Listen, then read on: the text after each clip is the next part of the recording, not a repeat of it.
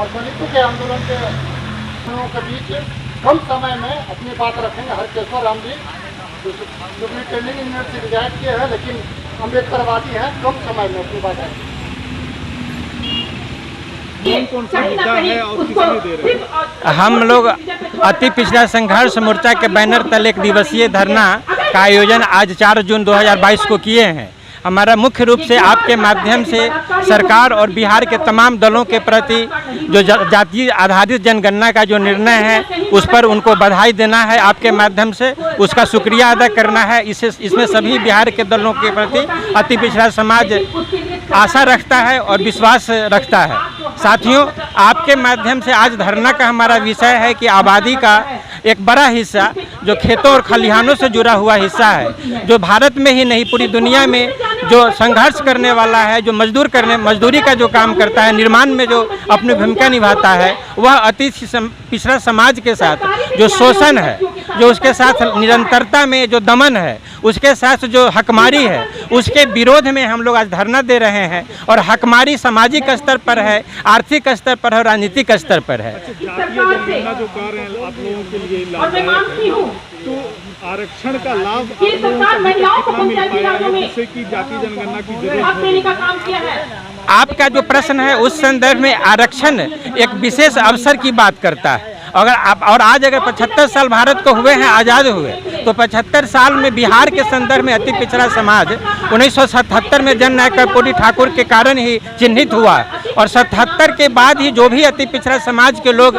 Professor, doctor, engineer या कहीं कोई अच्छे पद पर अगर आए हैं तो अति पिछड़े वर्ग के आरक्षण के कारण आए हैं। तो आज जो परिस्थिति है, अति पिछड़े वर्ग का जो जनसंख्या की आबादी जो है उसके हिसाब से 1/3 हिस्सा जो है वो अति पिछड़ों का है, 33 से 35%। लेकिन उसकी आज उस तरह से जो ये अवसर है, वो राजनीतिक अवसर हो या प्रशासनिक सेवा में अवसर हो या सामाजिक स्तर पर उन्नयन का जो अवसर है, उसमें उनकी साझेदारी नहीं हो पाई है। जैसे कि ठेकेदारी का व्यवस्था है, आज आप आधुनिक भारत में, आधुनिक बिहार में देखेंगे कि जो भी निर्माण का कार्य होता है वो कहीं न कहीं ठेकेदारी प्रथा के माध्यम से होता है, लेकिन ठेकेदारी में अति पिछड़ा समाज की भागीदारी शून्य है। आप देखेंगे कि राजनीतिक साझेदारी में देखेंगे कि 1/3 हिस्सा जो 35% है, उसमें कितने विधान परिषद सदस्य हैं, कितने MLA हैं, कितने मंत्रिमंडल सदस्य हैं, कितने राज्यसभा गए, कितने लोकसभा गए। तो हमारा मानना है कि ये जो हकमारी है अति पिछड़ों के साथ, आबादी के हिसाब से उसको जो एक अवसर मिलना चाहिए था वो अवसर नहीं मिल पा रहा है। अभी राज्यसभा भेजा गया, अभी विधान परिषद में बिहार में ये चयन हुआ है, उसमें अति पिछड़ों के साथ पुनः हकमारी हो गई है। ऐसे ज्वलंत विषयों पर आपके माध्यम से हमें सरकार और बिहार के तमाम दलों के प्रति अपना आक्रोश, अपनी गुस्सा, अपनी नाराजगी और अपनी समझ को साझा करना है। डॉक्टर दिलीप कुमार पाल, पाटलिपुत्र विश्वविद्यालय अंतर्गत JNL कॉलेज खगौल में राजनीतिक विज्ञान विभाग में प्राध्यापक हैं। और अति पिछड़ा समाज सशक्त और मजबूत हो, इसके लिए हम अति पिछड़ा संघर्ष मोर्चा में ये शामिल हैं। आप जानते हैं कि आज का जो धरना है हमारे राष्ट्रीय अति पिछड़ा संघर्ष मोर्चा के तत्वाधान में पूरे भारतवर्ष में अति पिछड़ों की जनसंख्या कितनी है ये भारतीय संविधान में निहित है, जिसका कारण है कि हमें इस पूरे देश में हम 52.5% हैं। चाहे वो देश की बात करें या किसी स्टेट की बात करें, हर जगह और हर क्षेत्र में, चाहे वो राजनीति का क्षेत्र हो, चाहे वो शिक्षा का क्षेत्र हो, रोजगार का मामला हो, हर क्षेत्र में हमारे पिछड़े अति पिछड़े का जो अधिकार है उसके साथ हकमारी हो रही है। और ये हम इस देश में 52% हैं, लेकिन हमें 17.5% और 20% आरक्षण पर ही काम चलाना पड़ता है। हमें हमारे लोग इस भारतवर्ष की जो धरती थी अति पिछड़ों की धरती थी, लेकिन कुछ इस देश में जो व्यवस्था है, इस केंद्र सरकार में बैठी जो उसकी अपनी जो पॉलिसी है पूरी तरह से जो है गंदी पॉलिसी है, चाहे वो किसी भी क्षेत्र का हो। आप देख रहे हैं देश को पूरी तरह से जो है लूटने की व्यवस्था जो है लोगों के एक षड्यंत्र के तहत जो है करने की फिराक में लोग लगे हुए हैं। लेकिन मैं और मेरे लोग, अति पिछड़े के लोग निश्चित रूप से जागरूक हो गए हैं और आने वाले समय में चाहे वो केंद्र की सरकार हो या राज्य की सरकार हो, अगर हमें हमारे अधिकार से वंचित रखने का प्रयास करेगी तो निश्चित रूप से एक बहुत बड़ा आंदोलन होगा। और आगामी समय में अति पिछड़े के लोग, हमारे लोग पूरी तरह से तैयार होकर के इस अति पिछड़े के लिए, अपने अधिकार के लिए अब रोड पर आकर के जो है और सदन में जाने के लिए या हर क्षेत्र में अपने अधिकार के प्रति जो है पूरी तरह से जो है हम रोड पर आकर के अपने अधिकार के लिए लड़ने के लिए तैयार हो रहे हैं। मैं डॉक्टर एस के सैनी, प्रभारी बिहार प्रदेश सुहेलदेव भारतीय समाज पार्टी एवं अभी मैं सदस्य हूं राष्ट्रीय अति पिछड़ा मोर्चा का। आज राष्ट्रीय अति पिछड़ा संघर्ष मोर्चा के तत्वाधान में है।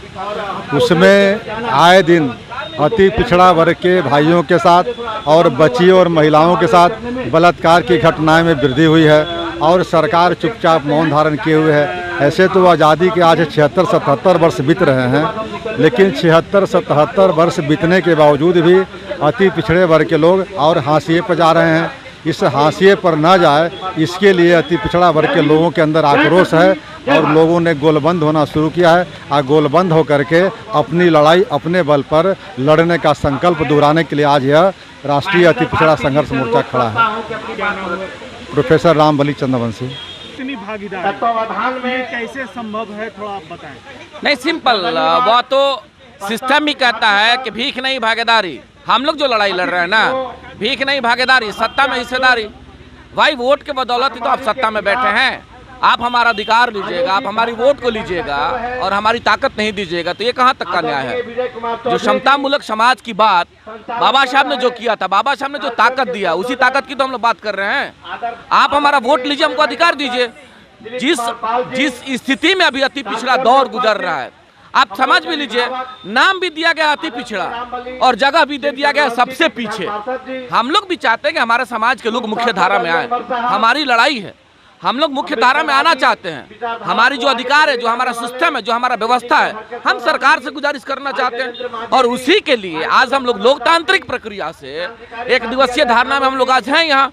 आज ये अभी बिगिनिंग हम लोगों का है, इसका संदेश पूरे बिहार में जाएगा और पूरे बिहार के लोगों से, विशेष कर अति पिछड़ाओं के आवाम से, जिनकी भागीदारी है, जिनकी संख्या है और उस संख्या के बदौलत बिहार में सत्ता बनाने का जिनमें शक्ति है और आप उनका अधिकार नहीं दीजिएगा तो आने वाले दिन में हम लोग आपको सत्ता से बेदखल करने का भी कार्य करेंगे। तो अजय चौहान, जिलाध्यक्ष मुखिया संघ सिवान। हम लेटेस्ट खबरों को सबसे पहले देखने के लिए सब्सक्राइब करें डिजिटल न्यूज़ 20।